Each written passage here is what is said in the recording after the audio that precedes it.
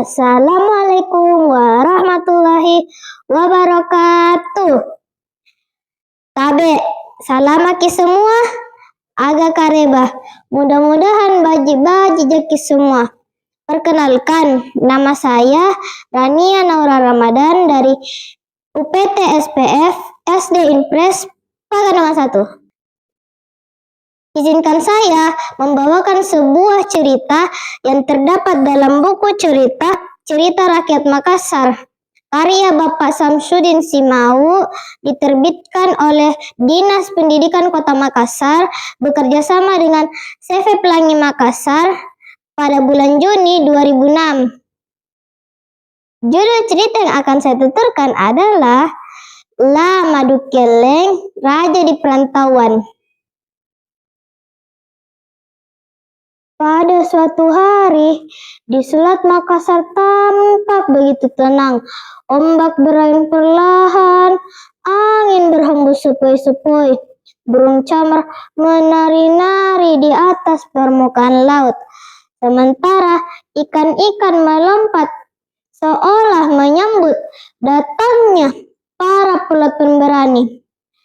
Di tengah lautan itu, melaju 40 perahu perang dari Tanah Wajo yang dipimpin oleh seorang Raja Arum Paneki yang bernama La Madu Keleng. Namanya begitu disegani dan keberaniannya dan kepiawaiannya mengarungi lautan telah terkenal dari negeri pasir hingga negeri Kutai. Namun di tengah perjalanan, La Madu Keleng tampak termenung. Sahabatnya Toasa datang menghampiri.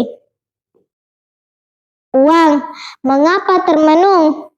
Apakah ada rencana penyerangan?"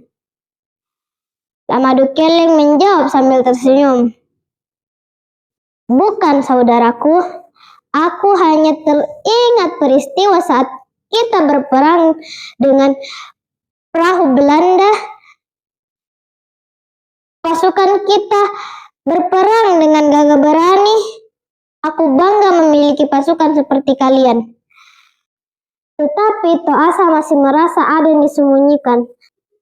Setelah terus mendesak, akhirnya La Madu Keleng berkata sambil tersenyum, "Sebenarnya aku terpikirkan oleh seorang putri mahkota Andeng Ajang Kerajaan Pasir." Mendengar itu, Toasa langsung bersemangat, lalu memerintahkan pasukannya, "Balik kalian, kita menuju Kerajaan Pasir." Semua pasukan dibuat bingung setelah mengetahui bahwa ternyata pimpinannya ingin meminang putri mahkota Andeng Ajang. Mereka tertawa gembira. Hahaha. Sesampainya di Kerajaan Pasir, mereka disambut dengan penuh kehormatan.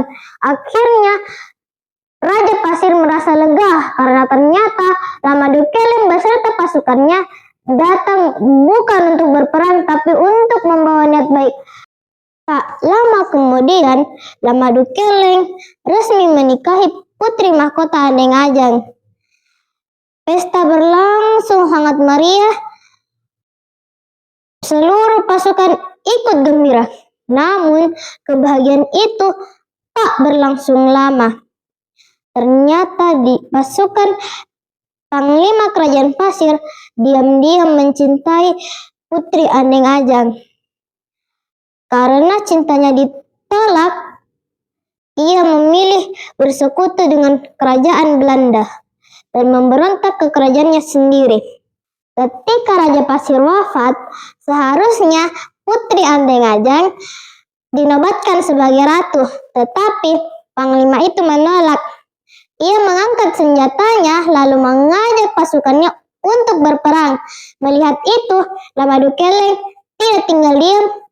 Ia mengajak pasukannya untuk berperang di medan laga. Cambang Balolo berperang bagaikan singa mengamuk. Toasa bergerak lincah bagaikan anak panah. Tetapi La Madu Keleng sendiri menghantam pasukannya bagaikan angin topan. Akhirnya, para pasukan pemberontak berhasil dikalahkan. Namun, panglima mereka melarikan diri ke kerajaan Kutai. Lamadukeleng meminta kepada Raja Kutai untuk menyerahkan panglima kerajaan pasir, tetapi permintaannya ditolak. Maka terjadilah peperangan di kerajaan Kutai. Dengan keberanian luar biasa, pasukan Lamadukeleng kembali meraih kemenangan di kerajaan Kutai. Akhirnya, kerajaan Kutai berhasil ditaklukkan. Akan tetapi, Lamadukeleng tidak berlaku sewenang-wenang. Ia tetap menghormati Raja Kutai yang bernama Sultan Muhammad Idris. Sikap bijaksana itulah yang membuat mereka menjadi sahabat. Bahkan Sultan Muhammad Idris ingin membantu Lamadukeleng dalam perjuangannya membebaskan tanah Wajo dari penjajahan Belanda. Demikianlah kisah Lamadukeleng, raja pemberani yang bukan hanya berjaya di tanah kelahirannya, tetapi juga berjaya di negeri orang. Keberaniannya, kebijaksanaannya, kesetiaannya, serta semangat pantang menyerah menjadikan beliau dikenal sepanjang masa. Dari kisah ini kita belajar bahwa keberanian harus disertai kebijaksanaan. Kekuatan harus kita gunakan untuk membela kebenaran. Dan dimanapun kita berada, kita harus mampu mengharumkan nama daerah, bangsa, dan negara. Semoga semangat perjuangan Lamadukeleng menginspirasi kita untuk terus bekerja keras, berani berbuat benar, serta mencintai tanah air Indonesia. Sekian tuturan saya. Apabila ada kekurangan dalam penyampaian, saya mohon maaf yang sebesar-besarnya. Terima kasih atas perhatiannya. Wassalamualaikum warahmatullahi wabarakatuh.